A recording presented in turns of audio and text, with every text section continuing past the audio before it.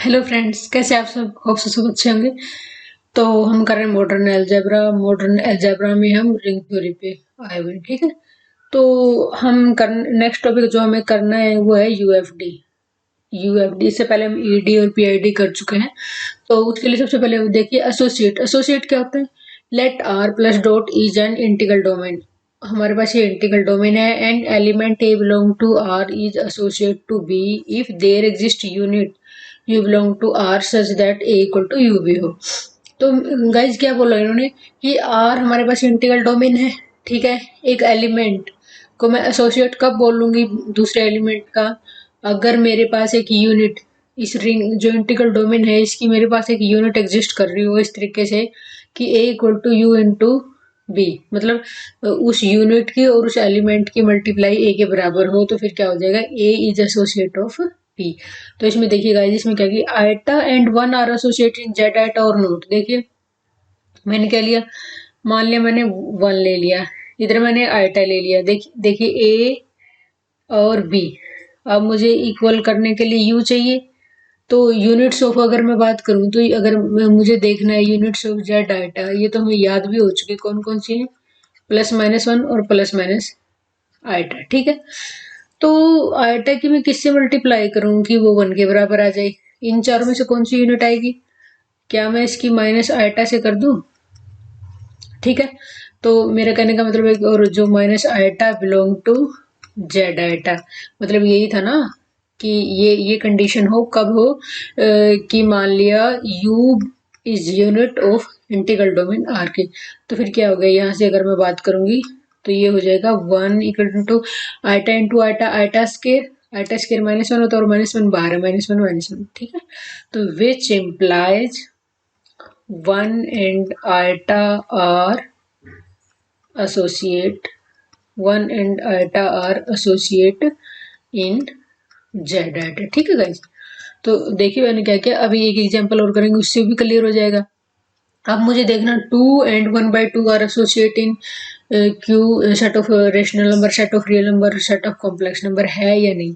तो अब वही two equal to one by two, तो यूनिट एलिमेंट देखने मेरे को, तो अब मेरे को पता है कि जैसे यहाँ पे जो यू होगा बिलोंग टू क्यू आर और सी, तो यूनिट एलिमेंट इसमें क्या होते हैं, non zero element, sorry zero element को छोड़ के बाकी सारे एलिमेंट है ना, क्योंकि इनमें तो कोई चक्कर ही नहीं।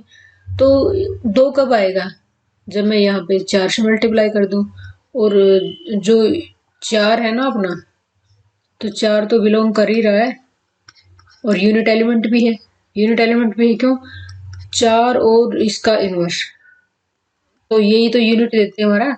तो मेरा कहने का मतलब ये कि फोर एलिमेंट एग्जिस्ट भी करता है और उसका मल्टीप्लिकेटिव भी एग्जिस्ट करता है, ठीक है। और हर एक नॉन जीरो एलिमेंट इज, इसका क्यू आर सी का हर एक नॉन जीरो एलिमेंट जिसका मल्टीप्लिकेटिव एग्जिस्ट करता है, तो क्या चार का मल्टीप्लिकेटिव इनवर्स एग्जिस्ट करता है, क्योंकि चार का वन बाई चार होगा तो वन बाई फोर होगा, वन बाई फोर तो फिर इनसे बिलोंग भी तो करता है। ये भी तो देखना होता है ना कि हमने कि वन बाई जो फोर है वो हमारा इनसे बिलोंग भी करना चाहिए, तो बिलोंग कर रहा है। तो फिर क्या हो जाएगा, two equal to two, which implies two and one by two are associate in Q R और सी। और अगर मैं इनकी यूनिट्स की बात करूँ ना, क्यू की सेट ऑफ रेशनल की यूनिट की बात करूँ तो क्या हो जाएगा, क्यू स्टार, या फिर ऐसे बोलते थे क्यू माइनस जीरो, क्यू में से जीरो को हटा देते हैं, ठीक है। नेक्स्ट देखिए इसमें, तो करना कुछ नहीं, डेफिनेशन दिमाग में होनी चाहिए कि ए को बी का एसोसिएट तब बोलेंगे अगर हमारे पास एक यूनिट, उस इंटीग्रल डोमेन में एक यूनिट एग्जिस्ट कर रही हो, बिलोंग कर रही हो, जो क्या हो कि बी को मल्टीप्लाई कर दूं तो ए के बराबर हो जाए। तो नेक्स्ट है गाइस इसमें कि two plus three iota and two minus three iota are associated in Z iota और नॉट। तो मैंने यही था कि सबसे पहले यही देख लो, अगर कंफ्यूज हो ना तो सबसे पहले यही देख लेते हैं कि इसमें यूनिट कौन कौन सी होंगी। तो हमें पता है जेड आइटा में यूनिट कौन कौन सी होंगी, प्लस माइनस वन और प्लस माइनस आइटा होंगी, ठीक है। तो फिर अगर मैं बात करूं कि यहाँ मैंने ले लिया टू माइनस थ्री आइटा, तो इधर ले लिया मैंने टू प्लस थ्री आइटा, ये मेरा ए है इक्वल टू बी है, तो मुझे यूनिट निकालना।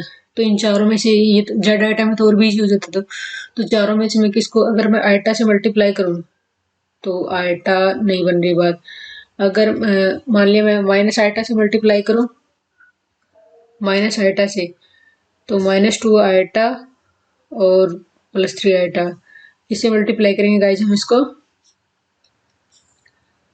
सॉरी गाइज, ये मेरे को लग रहा है स्टेटमेंट मैंने मिस प्रिंट कर दी यहाँ पे, तो ये होगा हमारा, क्योंकि ये तो गड़बड़ हो जाएगी ना, 2 आइटा -3, ठीक है। तो अब यहाँ पे वही चीज़ है, अब देखिए 2 आइटा -3, तो किससे मल्टीप्लाई करेंगे हम, यहाँ पे आइटा से मल्टीप्लाई कर देते हैं, तो फिर क्या हो जाएगा, तो 2 आइटा तो -3, ठीक है। तो और आइटा क्या यूनिट है जेड आइटा की, तो which implies 2 iota -3 and 2 + 3 iota और एसोसिएट, ठीक है। तो ये एसोसिएट इन जेड आइटा हो जाएंगे, ठीक है गाइस। तो एसोसिएट में तो मेन रोल होता है हमारा यूनिट्स का, यूनिट्स पता होनी चाहिए, बाकी कोई दिक्कत नहीं। नेक्स्ट है यूनिक फैक्टराइजेशन डोमेन। तो यूनिक फैक्टराइजेशन डोमेन क्या होती है, an integral domain D plus dot is set to be unique factorization domain if, जो first point, each non zero non unit element of D can be written as product of irreducible element of D.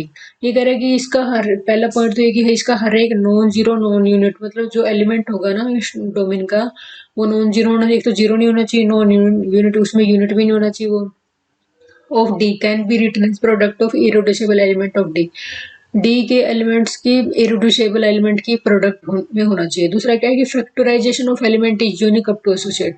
ये कह रहा है कि उसको present करने का एक यूनिक ही तरीका होना चाहिए, उसके अलावा कोई और तरीका नहीं होना चाहिए, ठीक है। Factorization of element is unique up to associate. Associate, up to associate का मतलब है कि जैसे अभी यूज करेंगे हम तो हमें पता लग जाएगा कि, देखिए गाइज, दैट इज लेट, इसको सिंपल लैंग्वेज में कैसे, that is A is non zero element, हमने ले लिया एक ए कोई non zero element, non unit element है डी का, such that A equal to A1 into A2 up to A R, ठीक है, where A I and B I are irreducible element of D. अब B I की भी entry होगी क्या है, तो जो फर्स्ट वाला तो हो ही गया कि डी के इरिड्यूसिबल एलिमेंट की मल्टीप्लाई में हमारा क्या होना चाहिए, ये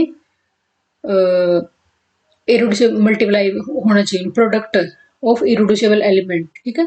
एंड बी, दूसरा ले लिया मैंने B1 into B2 into base, मैंने कहा कि इसको मैं इस तरीके से भी लिख सकती हूँ, इसको मैं इस तरीके से भी लिख सकती हूँ, देन तो ये एक ही कंडीशन में होगा, जितने फैक्टर यहाँ पे है ना, मान लें यहाँ पे 5 इरिड्यूसिबल फैक्टर है, तो यहाँ पे 5 इरिड्यूसिबल की ही मल्टीप्लाई होनी चाहिए।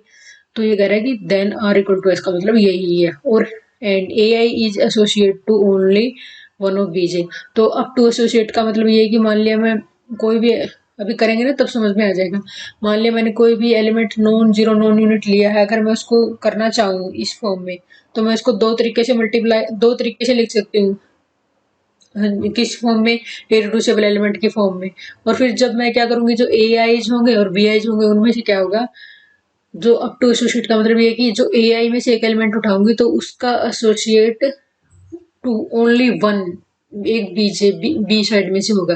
कैसे होगा देखिए, करते हैं, देखिए क्या होगा, factorization of 35 is unique up to associating Z, कैसे करेंगे देखिए।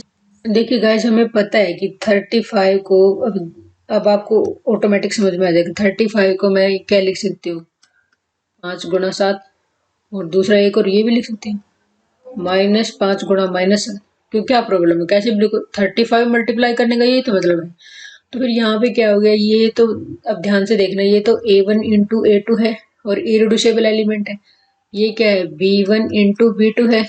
तो पहली वाली कंडीशन तो क्या होगी हमारी फुलफिल, कि जो ये ए नॉन जीरो एलिमेंट है और नॉन यूनिट एलिमेंट है जेड में, जेड में यूनिट्स कितनी कौन कौन सी होती हैं, ये ध्यान से देखना, इंटरेस्टिंग टॉपिक है, बाकी कोई दिक्कत नहीं इसमें। अगर मैं जेड सेट ऑफ इंटीजर की यूनिट देखूंगी तो +-1 ही होती है, तो क्या हो गया, ना तो ये जेड में यूनिट एलिमेंट है, ना ही ये जीरो एलिमेंट है, ठीक है, तो ए हो गया। तो फिर इसने कहा है कि अगर मैं इसको क्या लिख दूं, जो फर्स्ट था, जो first, each non zero non unit element of D can be written as product of irreducible element, मैंने इरिड्यूसिबल एलिमेंट की फॉर्म में लिख दिया 5 इंटू 7, इससे आगे तो रिड्यूस नहीं हो गए। और इसी तरीके से मैंने फिर दूसरी बात क्या है कि factorization of element is unique up to associate. तो इसके लिए देखिए यहाँ पे जब हमने लिया था एक ले लिया A1 A2 AR ले लिया, दूसरा B1 B2 BR ले लिया, तो फिर क्या था कि R और S बराबर होने चाहिए। बराबर ही है क्योंकि यहाँ पे भी दो ही है, यहाँ पे भी दो ही है, तो R और S तो बराबर हो ही गए। तो कह रहा है कि अब देखिए अब यहाँ से क्या -5 और 5 मतलब ये है कि इस AI का A1 का एसोसिएट इधर BJ में कोई होगा।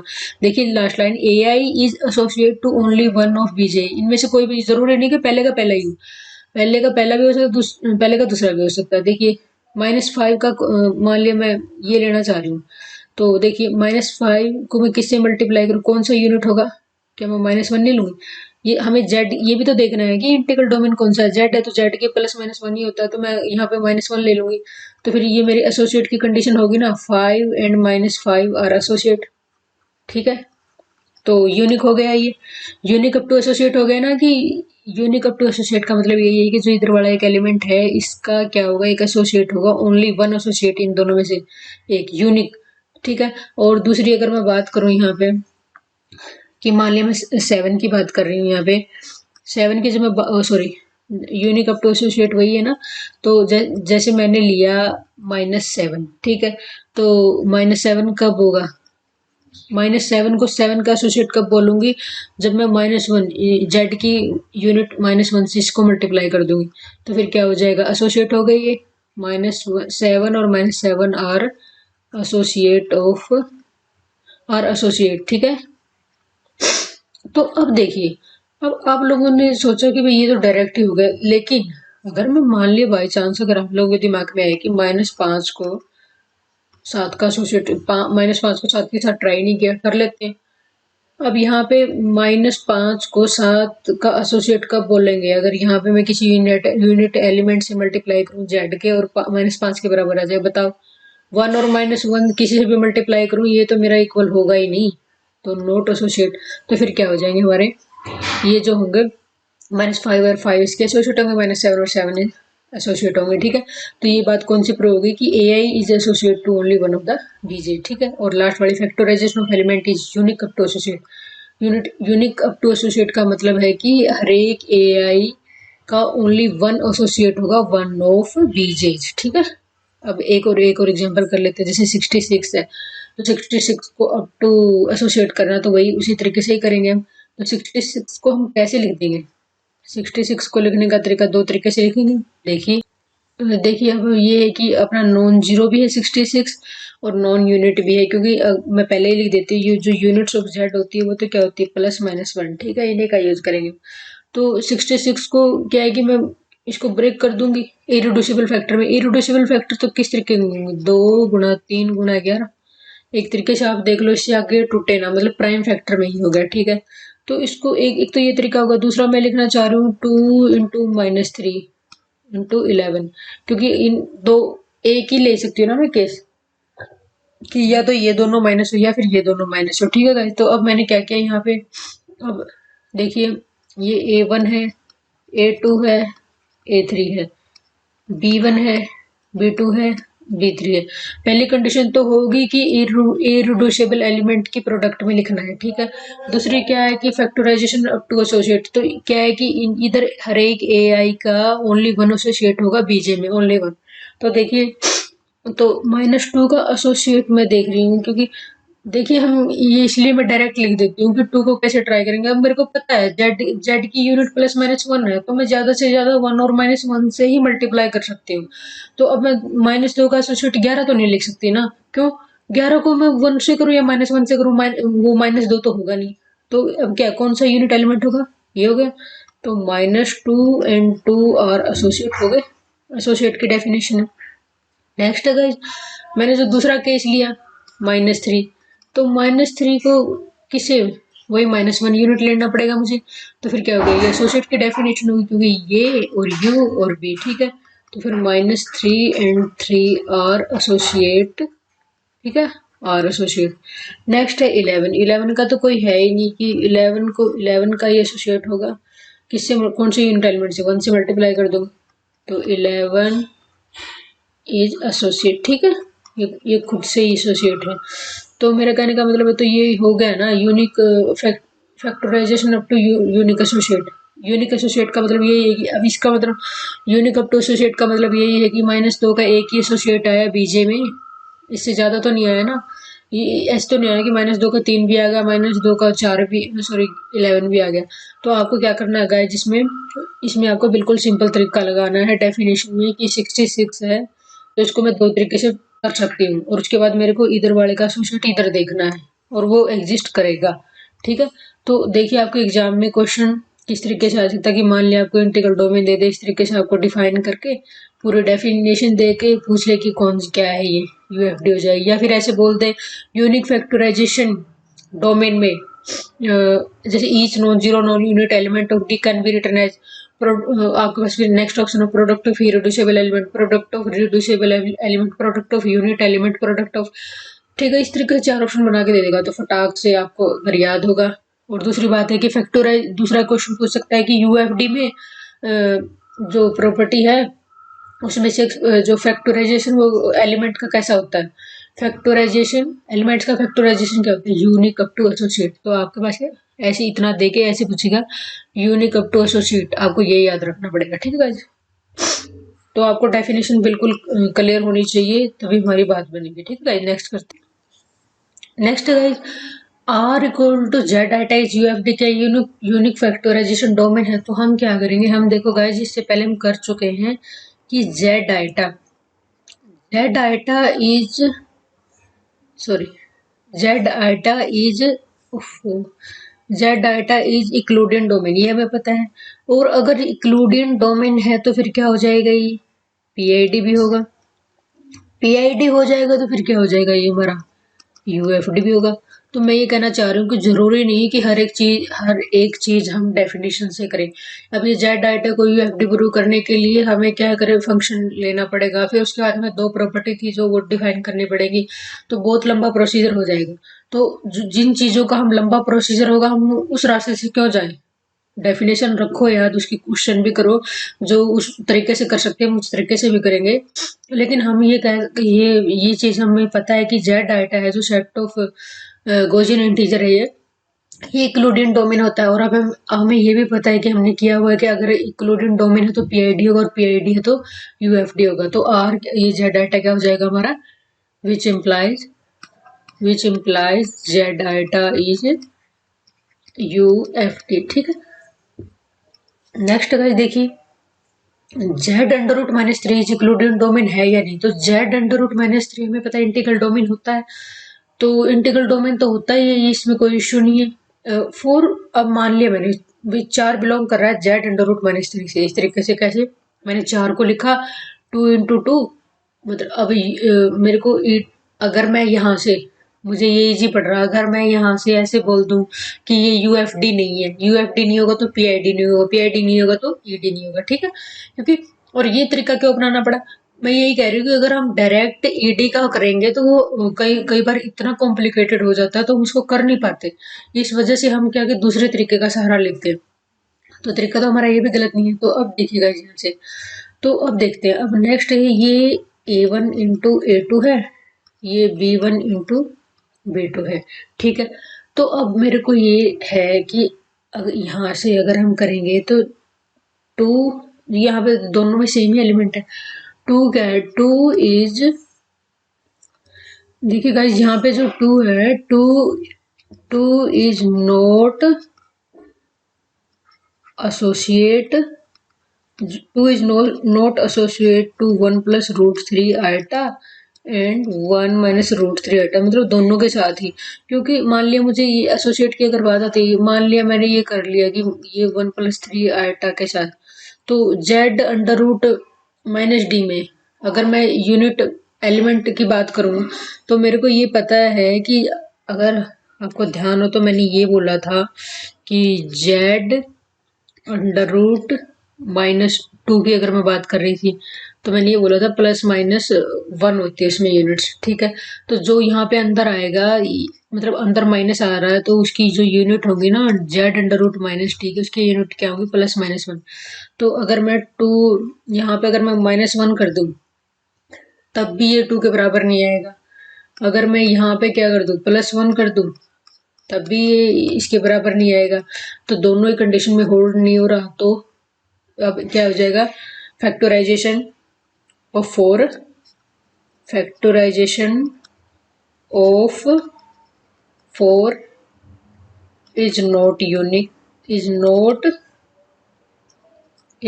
unique in z√-3। तो क्या है कि ये हमारा factorization of 4 is not unique in z√, तो विच इम्प्लाइज नॉट यूएफडी। तो यूएफडी नहीं है, विच इम्प्लाइज नॉट अपना पीआईडी है ना, विच इम्प्लाइज नॉट ईडी। तो फिर यहाँ से प्रूव हो गया। देखियो यहाँ से करने पे ही हमें थोड़ा सा ऐसे अटपटा लग रहा है, तो डायरेक्ट मेथड से कैसे करते हैं। तो देखिएगा जिसमें क्या है कि z√-3 है, ये ईडी है या नहीं ये चेक करना है। तो हमें पता है कि z√-3 इंटीग्रल डोमेन है, ये ठीक है। तो मैंने अपनी मर्जी से 4 एलिमेंट उठा लिए, इसे बिलोंग कर रहा है। क्यों कर रहा है, देखिए इसमें इस टाइप के एलिमेंट होंगे ना, 1 + √3 आएगा, 1 - √3 आएगा, तो इसकी मल्टीपल में लिख दिया, ऐसे ही लिख दिया। तो ईडी डायरेक्ट चेक करना टफ होगा, तो इसलिए मैंने क्या ले लिया, इसको यूएफडी देख लेते। अगर यूएफडी बन जाती बात फिर देखेंगे नेक्स्ट वाला। तो A1 × A2 B1 × B2, ठीक है। 2 इज नॉट एसोसिएट टू, ना तो इससे और ना इसे, दोनों से एसोसिएट नहीं है। क्यों, क्योंकि यूनिट्स ऑफ z√-2 के मैंने यूनिट बताया था कि +-1 होती है। तो या फिर जो अंदर ये है कि d इन द सेंस कि d is not perfect square भी होना चाहिए। तो इसकी यूनिट क्या होगी, जैसे ही माइनस अंदर आ जाए तो +-1 रहती है। तो प्लस करूँ माइनस करूँ, मैं किसी से भी मल्टीप्लाई करूँ, तो ये मेरा तो एसोसिएट तो नहीं बन रहा। तो हमें पता है कि factorization of 4 is not unique. जो फैक्टराइजेशन यूनिक इन, जैसे लास्ट वाला था कि factorization of element is unique up to associate. तो factorization of 4 is not unique in z√3, तो not UFD, not PID, not ED. तो यहाँ पे एक चीज रह गई थी, यहाँ पे अगर बात करें फैक्टराइजेशन ऑफ, ठीक है गाइस। नेक्स्ट करते हैं कि एक और देख लेते हैं, z√-5 इज ईडी है या नहीं। तो फिर वही मैं, वैसे तो डायरेक्ट तो मुझे बहुत दिक्कत देगा। तो 14 को मैंने क्या कर दिया, 2 × 7 और 3 + √5 × 3 - √5 की फॉर्म में। तो वही सेम चीज, ये A1 ले लिया, ये A2 ले लिया, ये B1 ले लिया, ये B2 ले लिया। तो इन दोनों में से इधर इसका एसोसिएट होना चाहिए। तो फिर अगर मैं बात करूँ तो देखिएगा जिसमें क्या है कि 2, वही अगर मैं 2 = 3 + √5 की बात करूं, तो मैं कौन सी यूनिट से मल्टीप्लाई करूं, z√-5 से ये इसके बराबर आ जाए। तो मैंने अभी भी किया है कि z√-d, अगर मैं इसकी यूनिट की बात करूं तो +-1 होती है। तो मैं +-1 से मल्टीप्लाई करने के बाद में 2 तो कभी भी नहीं आएगा ना, तो ये चीज हो ही नहीं सकती। ऐसे ही मेरा क्या है कि 2 मान लिया मैंने 1 से मल्टीप्लाई किया, ऐसे ही क्या -1 से मल्टीप्लाई करूंगी तो 3 × 5 आटा, ये भी नहीं मेरा होल्ड होगा। तो फिर क्या हो जाएगा, यहाँ से क्या है कि 2 is not associate, 2 is not associate to 3 + √5 आटा एंड 3 - √5 आटा में, ठीक है। तो फिर देखिएगा 2 इज नॉट एसोसिएट टू 3 + √5 आटा, 3 - √5 एसोसिएट नहीं है। तो क्या हो जाएगा, which implies factorization of 14 is not unique, factorization of 14 is not unique up to associate, ठीक है। अप टू एसोसिएट यूनिक नहीं है, तो इसका मतलब क्या हो जाएगा, विच इम्प्लाइज नोट यूएफडी। तो यूएफडी नहीं, विच इम्प्लाइज नोट पीआईडी, ठीक है, विच इम्प्लाइज नोट ईडी, ठीक है गाइस। तो नेक्स्ट देखिए, अब रिजल्ट ही आ गया। ये तो हमने तरीका भी तो आना चाहिए ना। नेक्स्ट रिजल्ट ही आ गया कि z√-d is ED if d = 1 to 1 और 2 होंगे तो अपना ईडी बन जाएगा ये, अदरवाइज नहीं होगा। दूसरा है कि z√-d is not UFD if d > 2। अब d > 2 लिया, 3 और मैंने 5 लिया था, तब क्या हो जाएगा, मेरा यूएफडी नहीं बन रहा था ये। तो क्या हो जाएगा, z√-d इज ईडी होगा अगर d 1 और 2 है, और अगर z√-d इज नॉट यूएफडी अगर d > 2 पे है। तो d > 2 पे अगर यूएफडी नहीं होगा तो ईडी और पीआईडी कुछ भी नहीं होगा, ठीक है। थर्ड रिजल्ट क्या है कि if r is UFD, r UFD है तो rx, जो इसके rx जो पॉलिनोमियल है वो यूएफडी होगी, ठीक है। जेड अगर यूएफडी है तो जेड एक्स भी यूएफडी होगा, क्यू अगर यूएफडी है तो क्यू एक्स भी यूएफडी होगा। तो ऐसे ही अब मैंने क्या ले लिया, क्यू एक्स वाई भी यूएफडी होगा। क्यों क्यों बोला मैंने, अब मेरे को पता है क्यू एफ डी है तो क्यू एक्स भी एफ डी होगा। तो क्यू एक्स अगर एफ डी है तो क्यू एक्स वाई भी एफ डी होगा। तो इस तरीके से देखिए अब इससे नेक्स्ट रिजल्ट है कि if R is U F D, अगर आर यू एफ डी है then R of X one X two X N, मतलब एक्स वाई जैसे ये दो ले लिए, इस तरीके से मैंने एन ले लिया तो वो भी होगा हमारा। ये तो मैंने दो लिए तभी होल्ड हो रहा है तो एन पे भी होल्ड हो जाएगा, ठीक है। नेक्स्ट है guys extension field. Extension field क्या होता है, इफ एफ इज सब फील्ड ऑफ के, एफ अगर इसकी सब फील्ड है then K is called extension field of F. सब फील्ड का क्या था गाइस, मान लिया हम ऐसे ले रहे थे ना कि कोई भी दो एलिमेंट हो, कोई भी दो एलिमेंट हो, वो क्या है कि उन दोनों की सब्ट्रैक्शन उस सब फील्ड में बिलोंग करनी चाहिए, एफ में बिलोंग करनी चाहिए क्योंकि ये सब फील्ड है। दूसरा क्या था कि एक एक एलिमेंट उठाया सिंपल, दूसरा मैंने उठाया नॉन जीरो एलिमेंट तो सब फील्ड का, तो ए भी इनवर्स मेरा बिलोंग करना चाहिए उसमें, ठीक है। तो अब हम मुझे पता है कि अगर एफ सब फील्ड है के की, एफ क्या है सब फील्ड है के की, then K is called extension field of F. मतलब ये कि जैसे हम सब ग्रुप में करते हैं उसी तरीके से कि अगर ये एफ इसकी सब फील्ड है, मतलब सब फील्ड है तो इससे छोटी ही होगी, इससे छोटी होगी तो फिर क्या हो जाएगा, जो इसको के को हम क्या बोलेंगे, वो उसकी एक्सटेंशन फील्ड हो जाएगी, ठीक है। जैसे देखिए आर इज सब फील्ड ऑफ सी, हमें पता है कि आर सब फील्ड है इसकी सी की, और ये भी पता है इससे छोटी भी है, then C is called extension field of R, ठीक है। तो एग्जाम में क्वेश्चन कैसे आ जाएगा, मान लिया आपको दे दे इफ एफ इज सब फील्ड ऑफ के then K is called then K is called extension field, splitting field या एल्जेब्रिक फील्ड, जो भी बोले तो फिर ये क्या हो जाएगा। अगर आपको क्लियर है चीजें कि हमें पता है कि एफ अगर सब फील्ड दे रखी है तो जो की होगी उसकी एक्सटेंशन फील्ड होगी, हमें पता है इस चीज का। नेक्स्ट है गाइस, जो फर्स्ट पॉइंट हमें दिया हुआ वो क्या है, दूसरा G F two square is सब field of G F two की पावर फोर। हाँ, क्योंकि ये तो पी की पावर एन मतलब एन इक्वल टू फोर है, इसका ऑर्डर है, तो हमें पता है कि ये क्या है कि ये इसकी सब फील्ड होती है, तो फिर क्या हुआ जी जी एफ टू की power four is called extension field of two square, ठीक है। नेक्स्ट है guys degree of extension. Degree of extension क्या है कि let K is an extension field of F, K extension field है F की, the dimension of vector space K over F is called degree of extension of K over Q over F. तो अब extension field है सबसे पहले, तो फिर क्या कह रहे हैं कि डायमेंशन ऑफ वेक्टर स्पेस के हमारा कोई वेक्टर स्पेस है उसकी डायमेंशन निकालनी है ओवर एफ, ठीक है, is called degree of extension of K over F. तो इसको ही अगर हमें वेक्टर स्पेस की डायमेंशन निकालनी है ओवर फील्ड एफ, तो उसी को हम यहाँ पे क्या बोलेंगे कि क्या निकालने में degree of extension of K over F, it is denoted by K double dot F, ठीक है, एंड डिफाइंड बाय कैसे K F dimension of K F, ठीक है।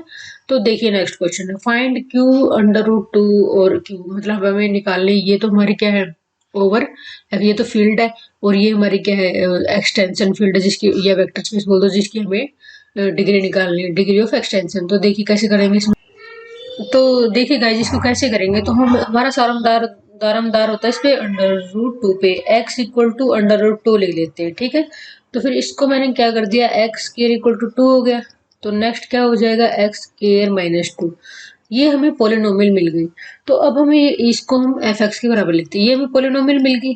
और ये क्या है कि अगर ये हमारी इरिड्यूसिबल हो जाती है तो इसकी डिग्री कितनी हो जाएगी, सॉरी डायमेंशन कितनी हो जाएगी इसकी वेक्टर स्पेस की, दो हो जाएगी।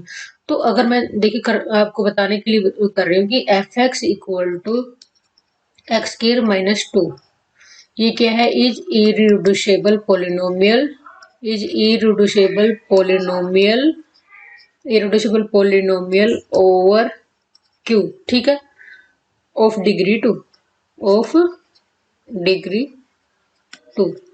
वैसे तो हम सीधा ही लिखेंगे, लेकिन अब ये भी तो सवाल आ जाता है कि एकदम से कैसे पता चल गया। तो अब हमें ये पता है, क्या हमने ये अभी पीछे ही किया था, अगर मैं इसको Z2 के ऊपर, अगर मैं इसको चेक कर लूं कि Z2 के ऊपर अगर ये इरिड्यूसिबल हो रही है, मतलब 0 और 1 पुट करने पर एफ एक्स नॉन जीरो आ रहा है, तो क्या हो जाएगी, ये Q के ऊपर भी इरिड्यूसिबल हो जाएगी। रिजल्ट कर चुके हैं हम इरिड्यूसिबिलिटी में।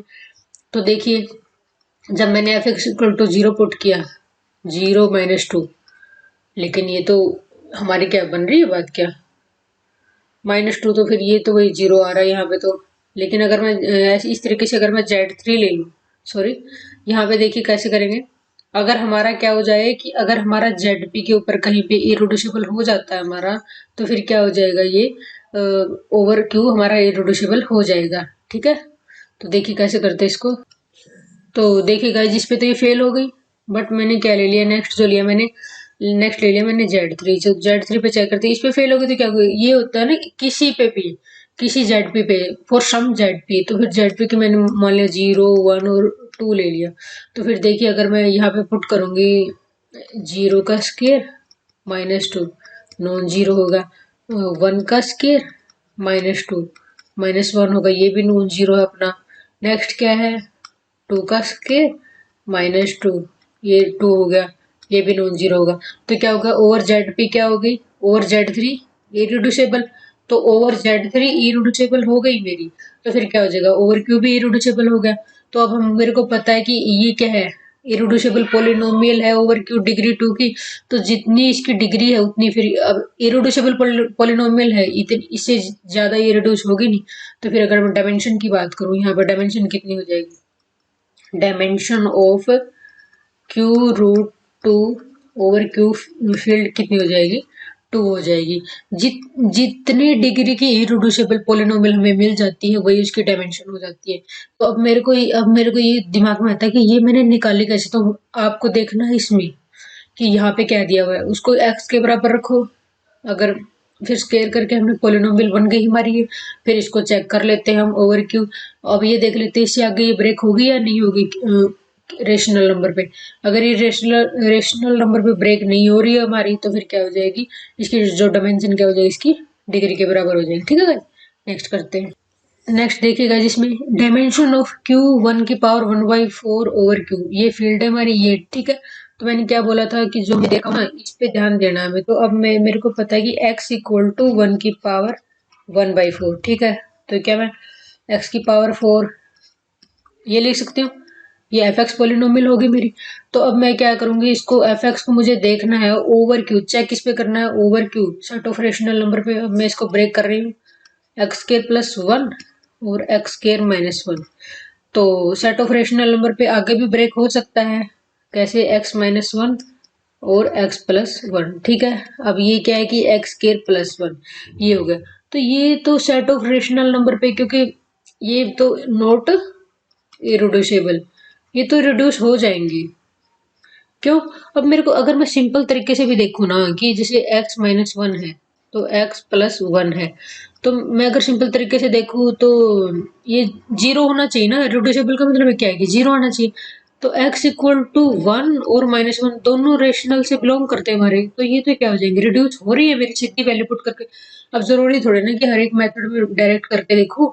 तो मैं आपको दूसरा तरीका भी बता रही हूँ, क्या x-1 = 0 है, तो रिड्यूस हो ही, क्योंकि 0 कब आ जाएगा, जब x1 पुट करेंगे। x+1 = 0 कब आ जाएगा, जब -1 पुट करेंगे, और दोनों रेशनल है तो होल्ड हो रही है, तो ये नॉट इरिड्यूसिबल।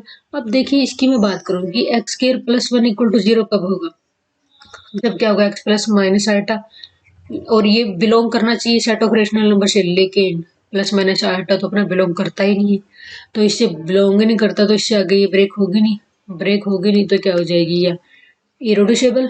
तो इरिड्यूसिबल हो गई, तो विच इम्प्लाई, तो और कितने डिग्री की है, 2 डिग्री की। तो डायमेंशन ऑफ कितनी हो जाएगी, Q ऑफ 1⁴ ओवर Q कितनी डायमेंशन हो जाएगी, 2। ठीक है गाइस, तो देखिए मैंने क्या किया यहाँ पे, मैंने सिंपली किया कि डायमेंशन Q1 यहाँ पे 1/4 ये इस तरीके से है। तो सबसे पहले तो जो यहाँ पे दिया होता है उसको x के बराबर करो, पोलिनोमियल निकालो, फिर उसको ब्रेक करते जाओ ओवर Q जब तक ब्रेक हो रही है ओवर Q। तो यहाँ पे x²+ 1 को अगर मैं ब्रेक करूँ तो x+i x-i होगा। लेकिन यहाँ पे अगर ब्रेक किया तो वो, लेकिन i और -i set of rational number से बिलोंग नहीं करेगा, तो फिर क्या हो जाएगा, हमारा गड़बड़ हो जाएगी बात। तो x-1 और x+1 इंटू x²+ 1, तो ये दोनों, यहाँ पे ऐसा कौन सी रैशनल वैल्यू पुट करूं कि ये हमारे 0 आ जाए, रिड्यूस हो जाए। तो क्या हो जाएंगे, कौन सी वैल्यू सेटिस्फाई करेगी, इसमें 1 करेगी, इसमें -1 करेगी, तो क्या हो जाएगा, 0 हो रहा है, लेकिन ये हमारा रिड्यूस हो नहीं रहा। तो ये तो इरिड्यूसिबल हो गए। तो इरिड्यूसिबल जो रिड्यूसिबल होते हैं उनको तो हम हटा देते हैं। अब इनको हम देखेंगे ही नहीं, ये हमारे लिए मैटर नहीं करते, हमें देखना है इरिड्यूसिबल का ये कितनी, ये हो रही है या नहीं हो रही। तो हमें पता है इसकी डायमेंशन कितनी हो जाएगी, ये इरिड्यूसिबल है, इसकी डायमेंशन कितनी हो जाएगी, 2 हो जाएगी। अब इसका शॉर्टकट भी है हमारे पास। शॉर्टकट क्या है कि डायमेंशन ऑफ क्यू ऑफ 1 की पावर 1 बाई एन हो। 1 की पावर 1 बाई एन, अब 5 है कुछ भी, 1/5 1/6 1/10 ओवर क्यू, तो किसकी डायमेंशन कितनी होगी 5n की। अगर मैं ऊपर वाले केस की ही बात करूं, 5/4 कितनी हो जाएगी, 5/4 कितनी हो जाएगी, 2 का स्क्वायर -2, 4 - 2 हो गई, सीधी निकल गई मेरे पास। और लेकिन अगर हमारे पास बात ये है कि डायमेंशन ऑफ क्यू पी की power 1 by N over Q है, ये कह रहे हैं कि जितना एन होगा ना उतना ही हो जाएगा। तो देखते इससे पीछे वाले में देखिए क्या क्वेश्चन में। अब हमें पता है 2 की पावर 1/2 है, 2 की पावर 1/2 है और एन कितना था 2 था, तो 2 ही आ रही है। सीधे मेथड से किया तब भी 2 ही आ रही है मेरी, और यहाँ से भी ठीक है। और अगर एक और वो जो मेथड मैंने बताया था यहाँ पे, एक बार यहाँ पे भी अप्लाई करके देख लेते कैसे कि एक्स स्केयर इक्वल टू 2 कर दूं, एक्स इक्वल टू ±√2, लेकिन ये तो मेरा रेशनल से तो बिलोंग कर नहीं रहा, क्यों, ये तो इरेशनल नंबर है, तब भी ये इरेड्यूसिबल हो रही थी। तो तरीके मैंने बता दिए, आप बस फॉलो करते रहिए, ठीक है। तो नेक्स्ट गाइस 2 रिजल्ट और है मेरे पास। क्या कि डायमेंशन ऑफ, अगर ऐसे हो क्यू की पावर p1 की 1/n, p2 की 1/n2, pr की 1/nr ओवर क्यू, मान लो बहुत सारे दे रखे हैं, और तो इनकी डायमेंशन कैसे होगी, जो ये n1 यहाँ पे डिफरेंट होने चाहिए prime number p1 p2 pr तक, तो किसके बराबर हो जाएगी डायमेंशन इसकी, n1 into n2 into nr तक, ठीक है। और pi pj बराबर नहीं होंगे अगर i और j बराबर ना हो, मतलब ये नीचे वाले, ठीक है। नेक्स्ट है डायमेंशन ऑफ क्यू पी की पावर 1/n, पी की पावर 1/n2, पी की पावर 1/nr, मतलब अगर बेस इनका सेम है, एक ही प्राइम नंबर की पावर अलग अलग हो रही है कोमा लगा के, तो क्या हो जाएगा LCM of n1 n2 nr, इनका सबका एलसीएम हो जाएगा। तो देखिए क्वेश्चन करते हैं यहाँ पे, ये नेट में क्वेश्चन आया हुआ अपना, ये क्वेश्चन देखते हैं इसमें। तो क्वेश्चन क्या है, find the degree of field extension Q √2 √2 की पावर 4 √2 की पावर 8, मतलब 4th रूट 8th रूट, ठीक है। तो अब ये देखिए p1 की पावर 1/2, देखिए मैं करके दिखाती हूँ आप लोगों को, क्योंकि कंफ्यूजन नहीं रहना चाहिए। तो क्या ये इस तरीके से नहीं है, 2 की पावर 1/2, 2 की पावर 1/4, 2 की पावर 1/8 ओवर क्यू, ठीक है। तो अगर मैं इसको फॉर्मूले से रिलेट करती हूँ, ऐसे नहीं है, p की पावर 1/n1, p की पावर 1/n2, p की पावर 1/n3। तो अभी हम करके हटे इसका, इसका क्या सॉल्यूशन है, इसका सॉल्यूशन क्या है गाइस, इसका सॉल्यूशन है एलसीएम ऑफ n1 n2 और n3।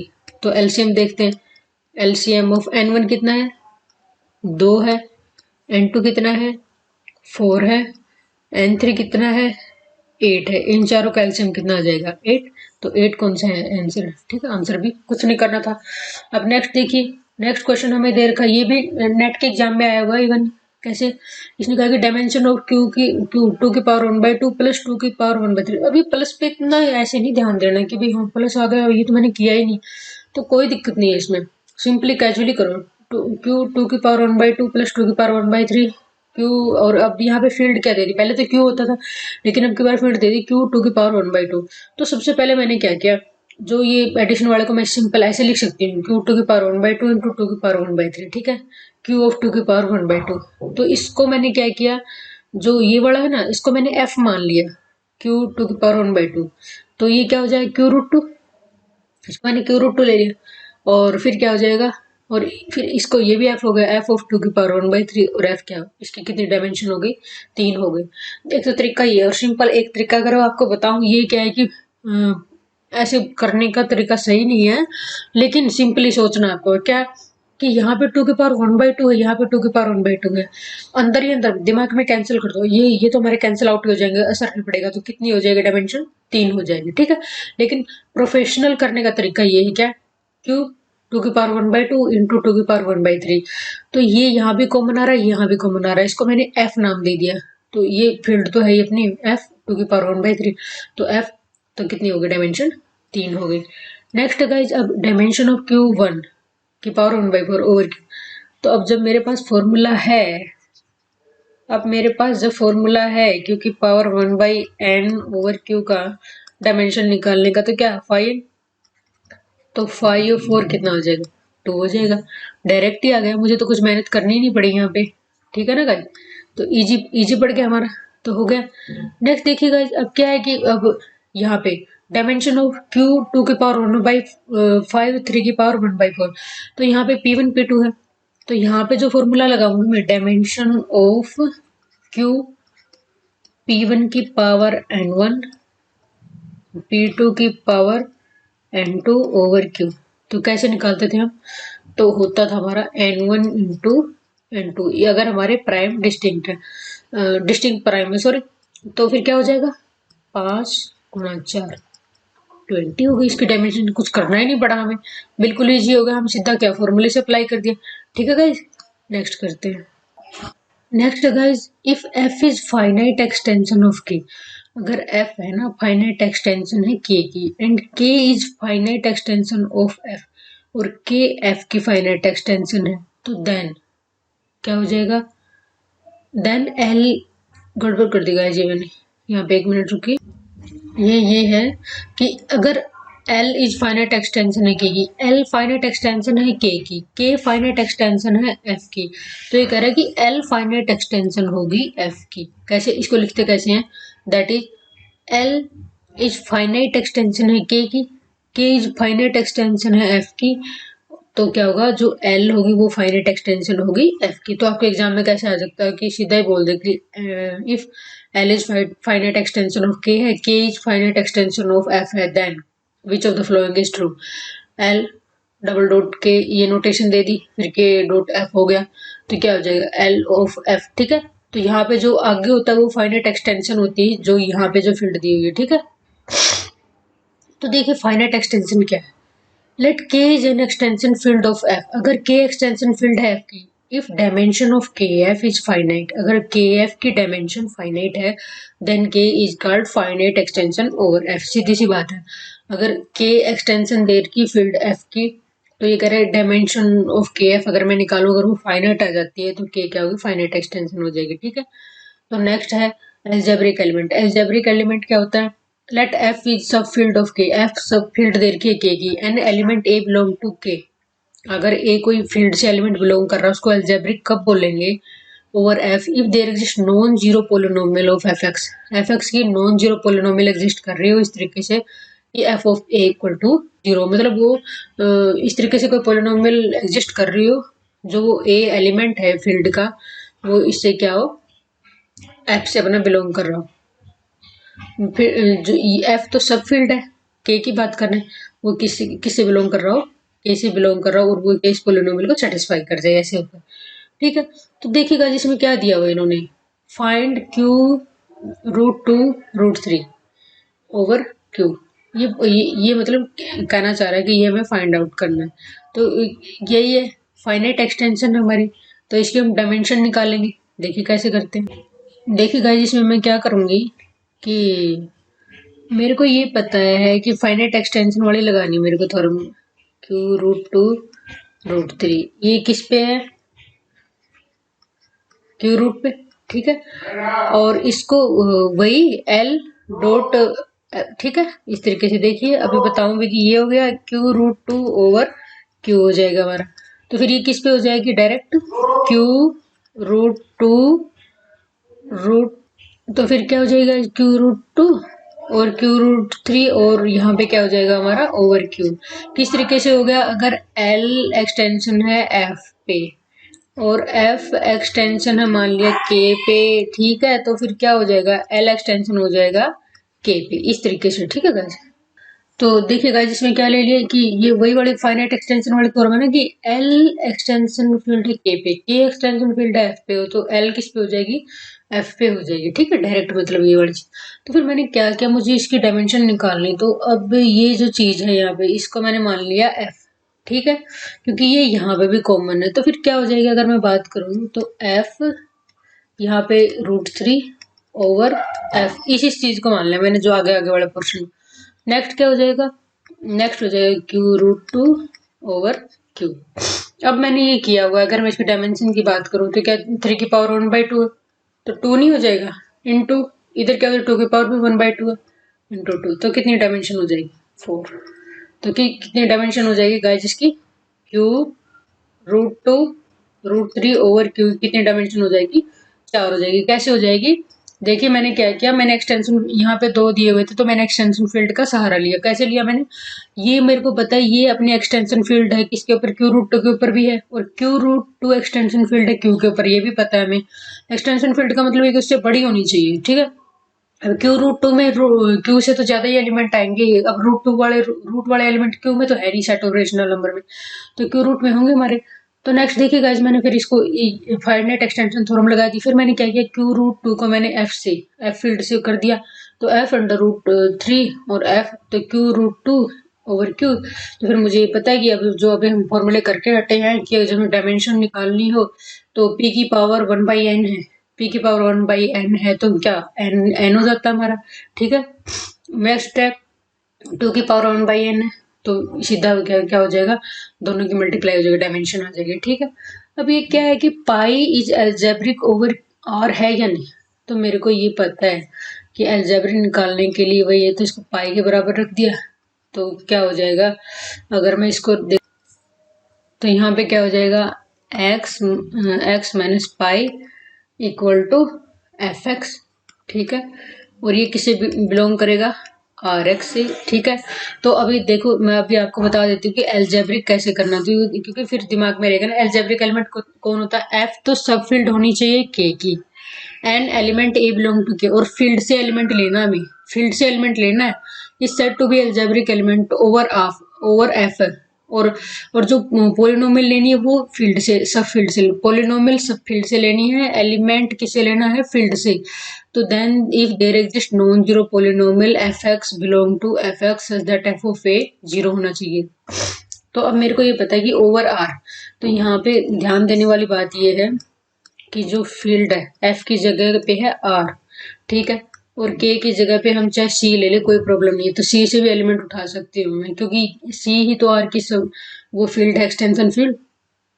या फिर इसको हम ऐसे, c को हम r आइटा भी बोल देते हैं कि रियल नंबर में आइटा वाले एलिमेंट पे इंक्लूड हो गए। तो देखिए अब तो हमें ये पता है कि f(x) equal to x minus pi, ठीक है। तो विच इम्प्लाइज जब मैं f ऑफ पाई पुट करूंगी तो यहाँ पे क्या हो जाएगा, 0 हो जाएगा। और तो इसका मतलब के सेटिस्फाई, और पाई तो क्या है, पाई तो बिलोंग कर ही रहा है के से, पाई बिलोंग टू सी, मतलब जो हमें इसकी फील्ड होगी, देखो दे नहीं रखी तो इसका मतलब ये नहीं है कि इसकी एक्सटेंशन फील्ड हमें पता नहीं है, वो हम सिंपली करते हैं। तो फिर क्या हो जाएगा यहाँ से, pi is algebraic over R algebraic हो जाएगी। बस क्या है कि ये तो हमारी फील्ड है, हमें डेफिनेशन क्लियर होनी चाहिए, ये तो हमारी फील्ड है, इससे तो पोलिनोमियल आएगी। और जो ये एलिमेंट है पाई, ये पाई कहाँ से एलिमेंट आएगा, इसकी एक्सटेंशन फील्ड से, तो आर एटा से, तो इससे बड़ा, तो वो तो उससे बिलोंग करेगा ही, तो इसको सेटिस्फाई करवाना है, तो फिर कोई दिक्कत ही नहीं, ठीक है guys. Next guys, if k is extension field of f, अगर k एक्सटेंशन फील्ड है f की and dimension of kf is finite, और k डायमेंशन kf की फाइनाइट है, then every element of k is algebraic over f। तो कह रहा है कि k का हर एक एलिमेंट क्या हो जाएगा, एल्जेब्रिक हो जाएगा, ठीक है। अब ये मेरे को पता है कि k एक्सटेंशन फील्ड है f की और डायमेंशन ऑफ kf फाइनाइट आ रही है, तो उसका हर एक एलिमेंट एल्जेब्रिक हो ही जाएगा, क्यों। तो देखिए गाइज, अब हमने बोल तो दिया कि एक्सटेंशन फील्ड है के एफ की, और डायमेंशन अगर फाइनाइट हो जाए, हर एक एलिमेंट उसका क्या हो जाएगा, एल्जेब्रिक हो जाएगा, लेकिन प्रूव भी तो करना पड़ेगा। मैंने क्या उठाया, alpha equal to √2 plus √3 element है, ये एल्जेब्रिक ओवर क्यू है या नहीं है। तो मैंने ये बोला है कि जो ये एलिमेंट बिलोंग करेगा इसकी एक्सटेंशन फील्ड से, तो इसकी एक्सटेंशन फील्ड मैंने ये ले ली, ये भी तो एक्सटेंशन फील्ड है क्योंकि, तो लेने को मैं q√2 ले लेती, लेकिन उसमें √2 तो मिल जाता, लेकिन √3 वाले एलिमेंट नहीं होते, इसलिए इसकी एग्जैक्ट यही सबसे छोटी यही होगी एक्सटेंशन फील्ड। इससे बड़ी भी मिल जाएंगे लेकिन सबसे छोटी लेनी हमें, q√2 √3, ठीक है। तो एलिमेंट किस टाइप के होंगे, a0 plus a1 √2 plus a2 √3, मतलब बिना इनके भी होंगे, इंडिविजुअल भी होंगे, फिर इन दोनों के मल्टीप्लीकेशन में भी होंगे, कॉम्बिनेशन में, सॉरी, और हर एक ए आई अपना रैशनल नंबर से बिलोंग करेगा। तो हमें पता है कि √2 प्लस √3 क्या है, अपना q√2 √3 से बिलोंग करेगा, पता है मुझे ये। और क्या हो जाएगा, अगर मैं यहाँ डायमेंशन की बात करूँ इसकी, तो कितनी हो जाएगी, जैसे क्या 2 × 2, क्या 4 नहीं हो जाएगी डायमेंशन, क्यों, क्यों हो जाएगी 4? ये ऐसे है ना, 2 की पावर 1/2 है और 3 की पावर भी 1/2 है। तो जब ये प्राइम नंबर नीचे और डिस्टिंक्ट हो तो डायमेंशन क्या हो जाएगी? सिंपली मल्टीपल में। और तो फिर क्या हो जाएगी? फाइनाइट है।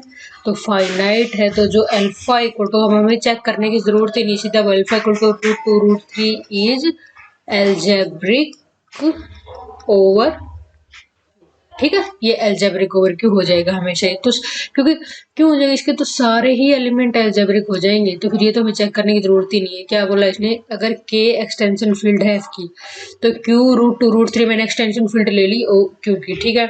डायमेंशन ऑफ के एफ की डायमेंशन क्या होगी? फाइनाइट है। देन एवरी एलिमेंट ऑफ के एल्जेब्रिक हो जाएगा, तो हमें चेक करने की जरूरत ही नहीं है। अगर हम सिर्फ आप ये देख लो कि एक्सटेंशन फील्ड है, इसमें ये लाई कर रहा, कोई इश्यू नहीं, और डायमेंशन फाइनाइट आ रही है तो एल्जेब्रिक होगा। नेक्स्ट है guys, if dimension of K F, अगर है ना के एफ की डायमेंशन इनफाइनाइट आ जाए, then it is possible that every element of K is algebraic over F.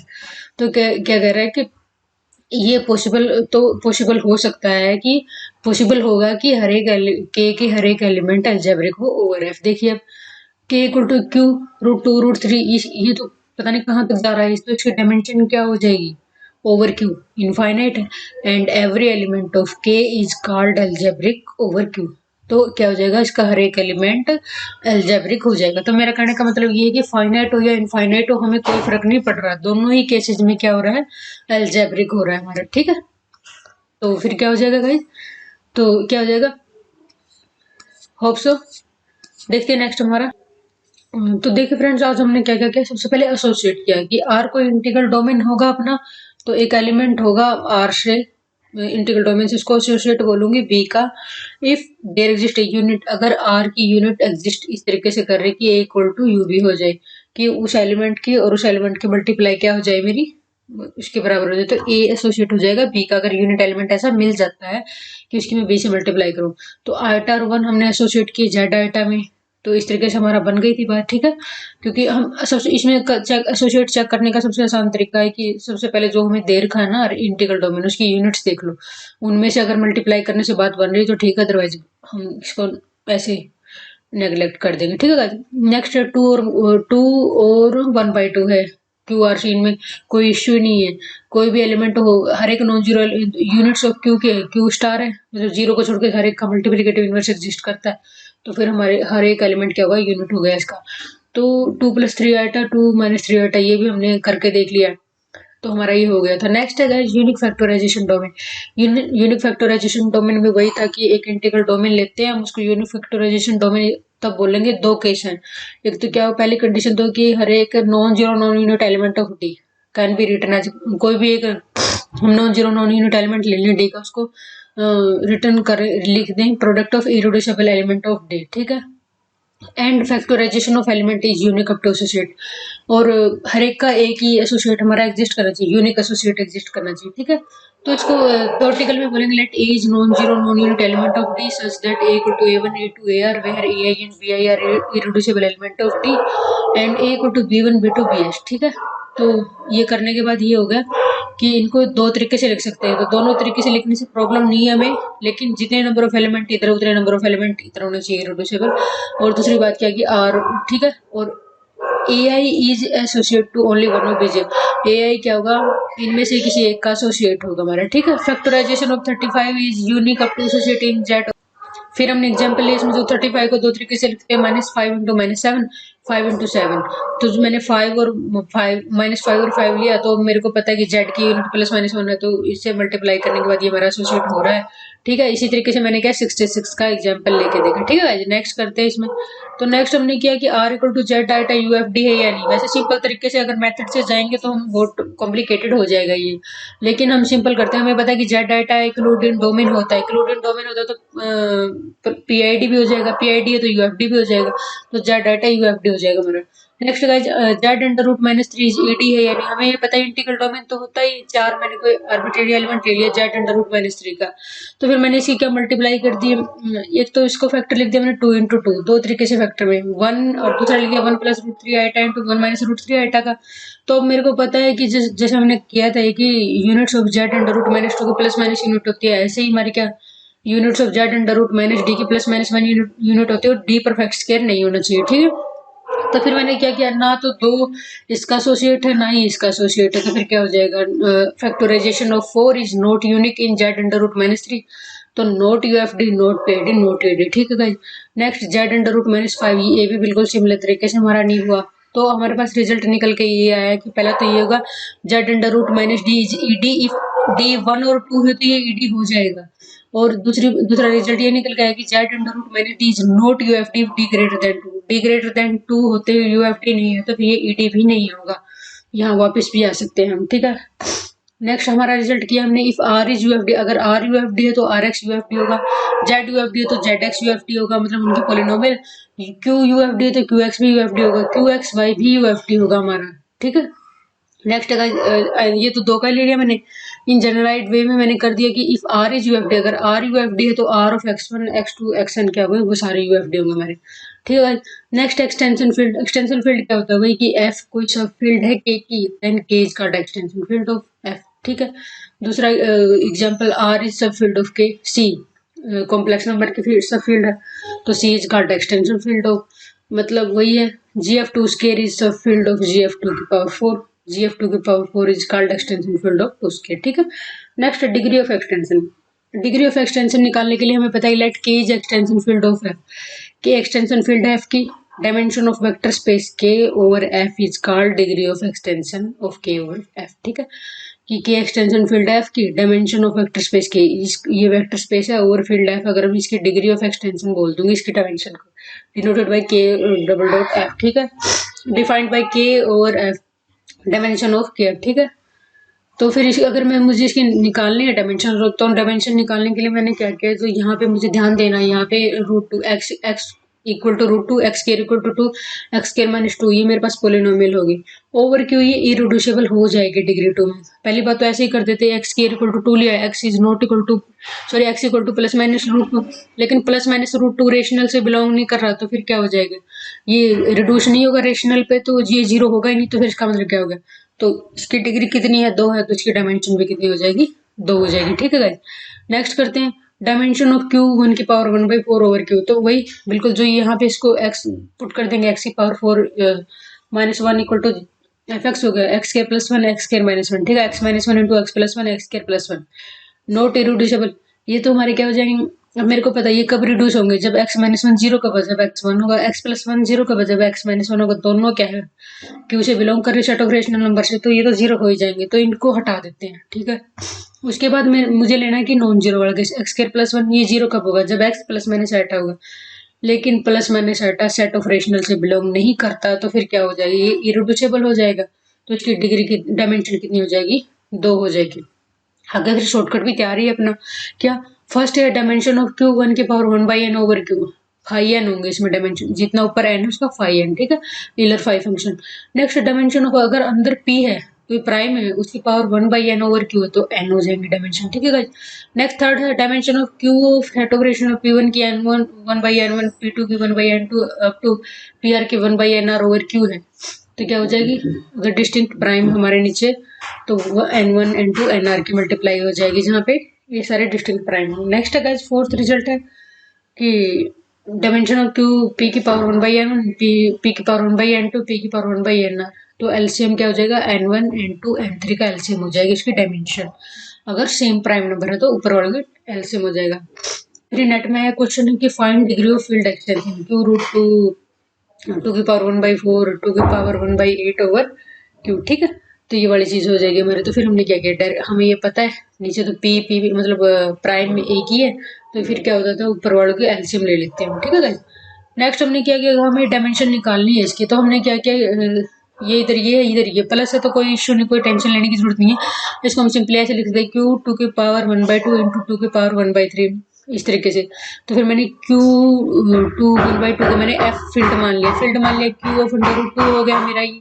तो फिर मेरे को पता है कि F ऑफ 2 की पावर 1/3, लेकिन इसको तो F ही मान लिया, F इंटू 2 की पावर 1/3 ले, तो ये F की होगी, तो डायमेंशन कितनी होगी, 3 हो गई हमारी, ठीक है। नेक्स्ट डायमेंशन ऑफ Q 1 की पावर 1/4 ओवर Q, तो मेरे को पता है कि 5n होता है, 5 4 हो गया।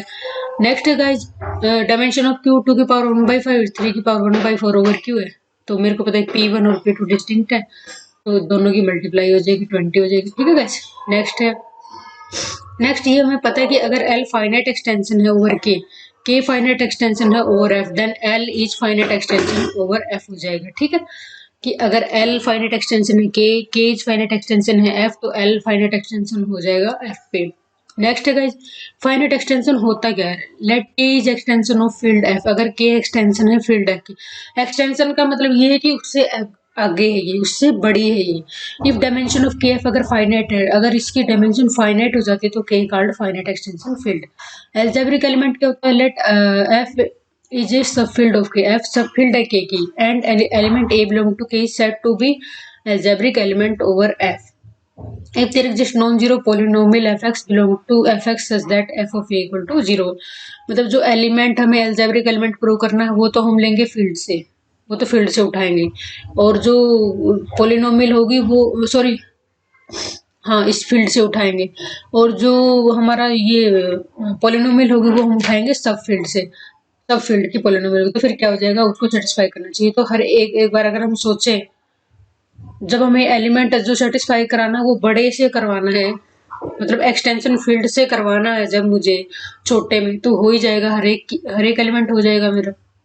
कि देखिए find Q root 2 root 3 over Q, हमें इसकी डायमेंशन निकालनी, तो हमें पता है कि भाई बिल्कुल similar Q root 2 root 3 over Q root 2, तो एल ओवर के और के ओवर एफ, इस तरीके से मैंने ब्रेक कर दिया, क्योंकि क्यू रूट 2 रूट 3 किसकी एक्सटेंशन है, हमारी क्यू रूट 2 की, और क्यू रूट 2 किसकी एक्सटेंशन है, क्यू की, तो फिर क्या हो जाएगा, क्यू रूट 2 रूट 3 एक्सटेंशन हो जाएगी क्यू की। ठीक है, तो एल ओवर के ओवर एफ, तो इस तरीके से मेरा ये हो गया।